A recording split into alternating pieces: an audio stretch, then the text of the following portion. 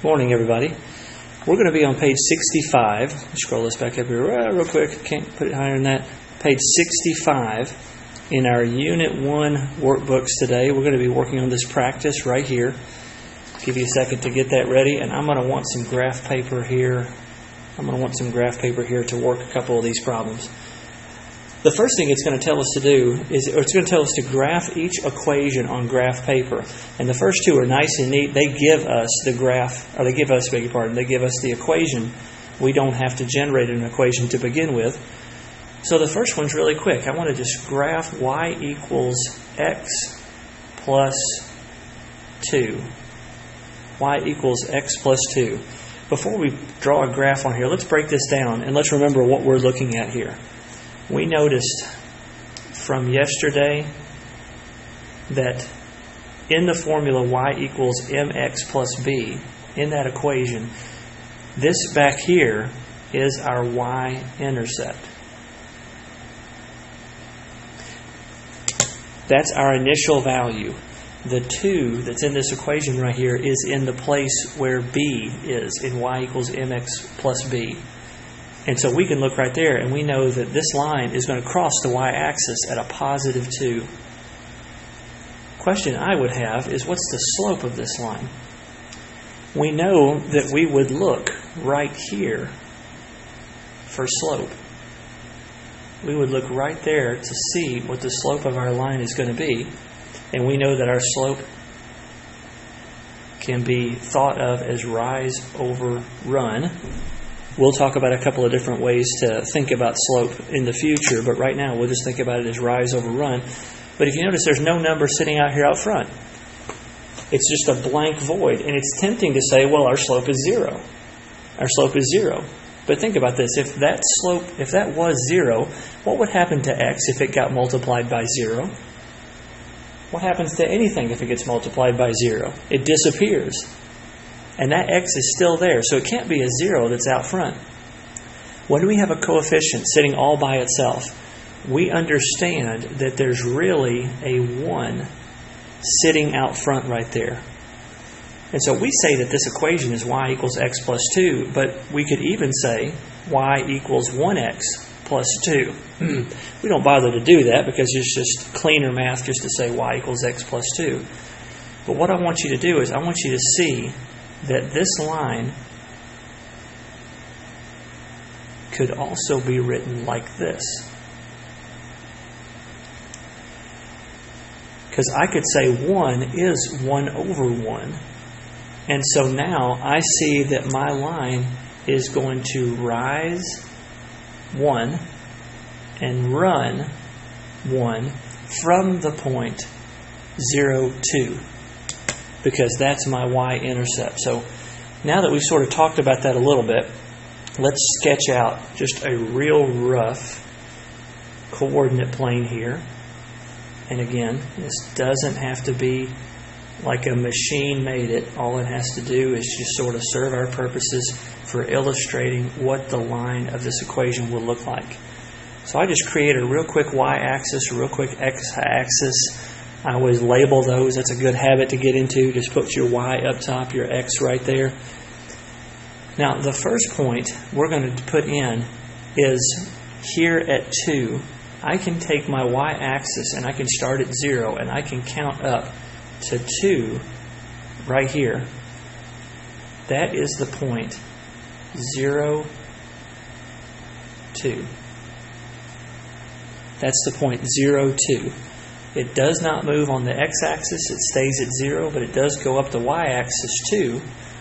And you know what? I'm not thinking ahead very well. Because you'll see in a minute, my line's going to go right through what I just drew. So let me back up. You know what? I always appreciate when I see somebody having written something down in one spot and then erase it and write it in another, because that shows me you're thinking.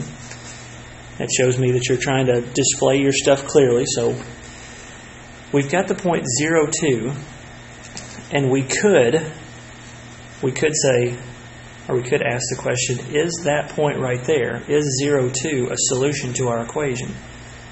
Let's plug those points in. Let's plug in 2 for y. We'll plug in 0 for x. And we'll add 2. 2 equals 0 plus 2. Well, if we evaluate that, we see that that is true. 2 does equal 2. So we know that this point right here is on this line.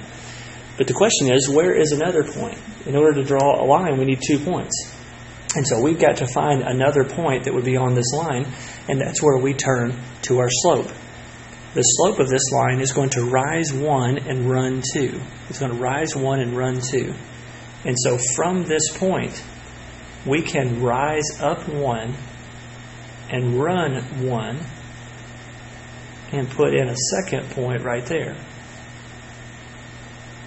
That point is going to be 1, 3. And I know that you guys did some Khan Academy work on graphing points and naming quadrants. And I know that was very easy work. That was simple. You guys busted that out really, really fast. But that's a good thing. We're going to have to be very, very fluent on being able to name points on a coordinate plane, because that's going to make our life a whole lot easier in Core 1. But let's check this. Let's check that 1, 3. If I plug in 3 for y, if I plug in 1 for x, and I add 2, if I have 3 equals 1 plus 2, if I evaluate that, that is 3 equals 3. That's true. And we see that this point right here is also on the line of our equation. Now, all you need is all you need is 2 points.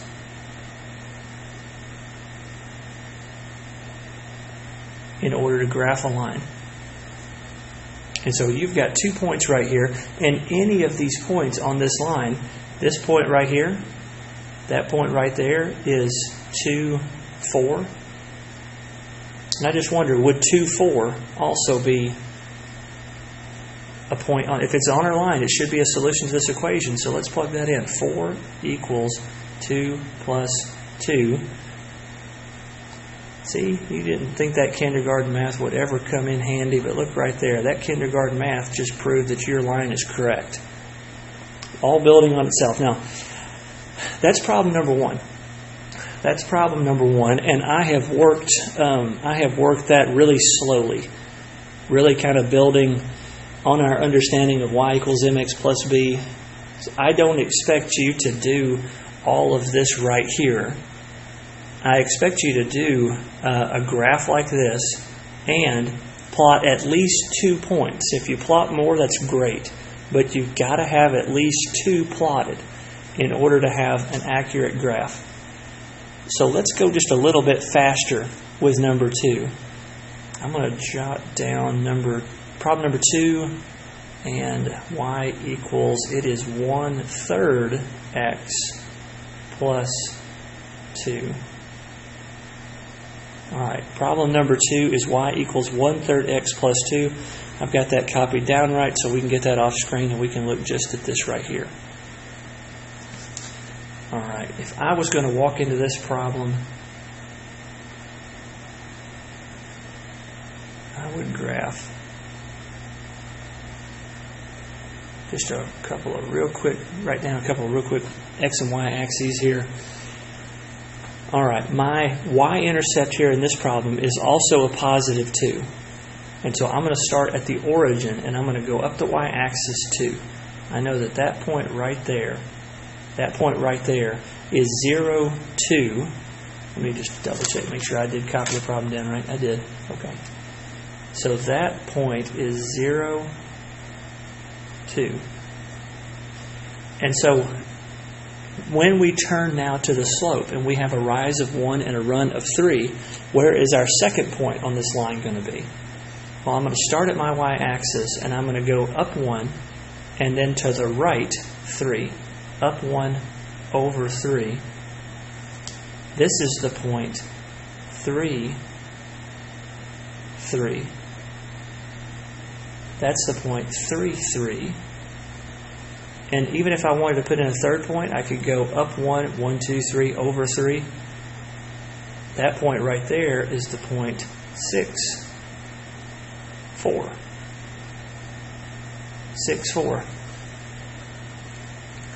And if you notice, this is going to create, if I really want to make this look good, I'd use a ruler on it. That's going to create a very nice, neat line that's going to stay right there on those points.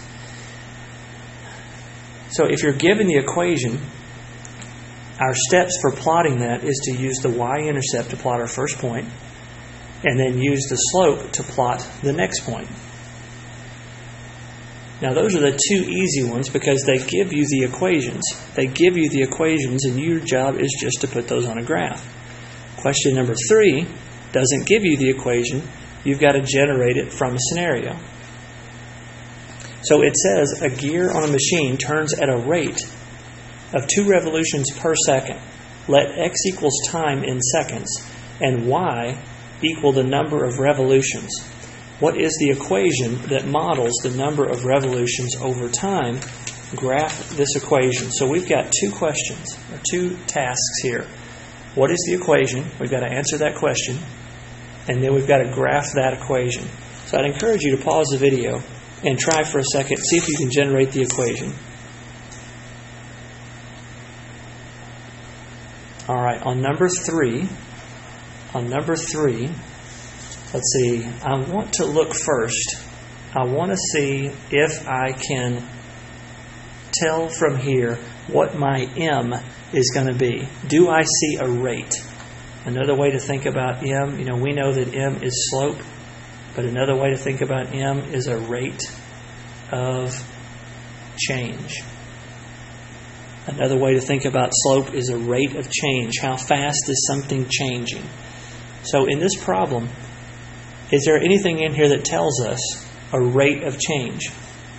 Well, I can look and I can see a gear on a machine turns at a rate. Ooh, right there, there it is. A rate of 2 revolutions per second. And x is the time in seconds.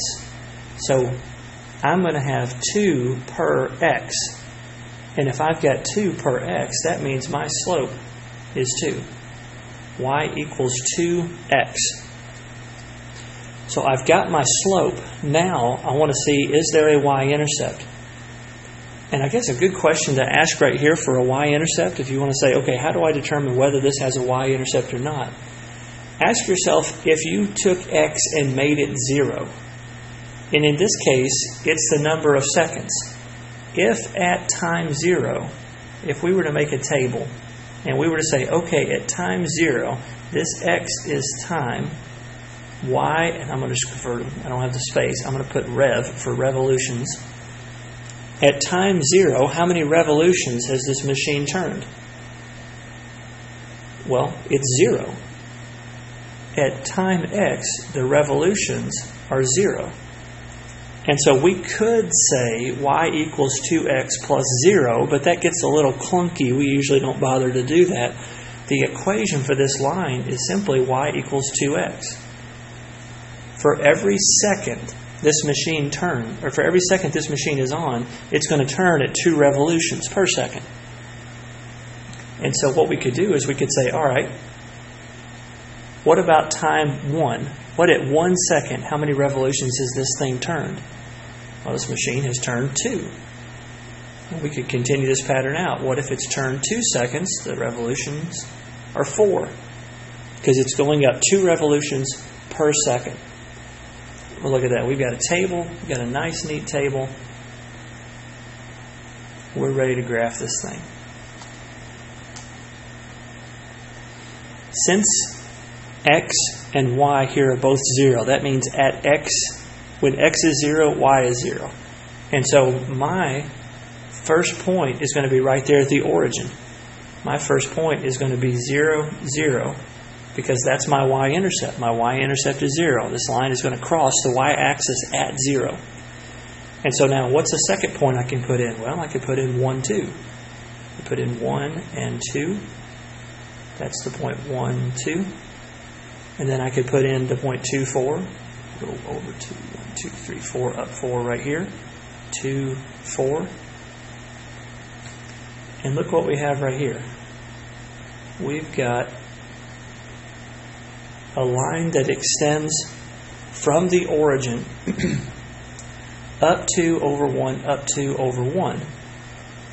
And it doesn't matter how many seconds we run this thing. If we run this machine for 5,000 seconds, it's a very easy calculation to find out how many revolutions it would turn, because we have an equation that's created, we have a table that we've started plotting data points, and we have a line that would model what our equation represents. And if you notice, I didn't draw this line all the way back through 0 down and through here, because if we went into the x's being negative, that would mean negative time. It would mean if we went backwards in time, and everybody knows that's not possible. But it doesn't make any sense for us to graph negative values for x, because we're starting at time 0 and we're going into positive. There may be a time when we do graph something negative, but this is not the case. Okay, I hope that's clear as mud. What I'd like for you to do is I'd like for you to practice. We've got 4, 5, 6, 7, 8, 9, and 10. I'd like for you to practice those remaining 6 problems. And I'd like you to keep in mind what it's asking you each time. Like, for example, on number 4, it's asking you, what is the equation? And then to graph that equation. So you've got 2 things to do. 2 things to do on each problem. I want you to create an equation and then try to graph that equation. And as always, if you have any questions at all, please email me, put something on YouTube, put something on the comments if you need to. But I just hope everybody has a great day, and I hope that you have fun at the fair if you do go, and we'll talk to you later.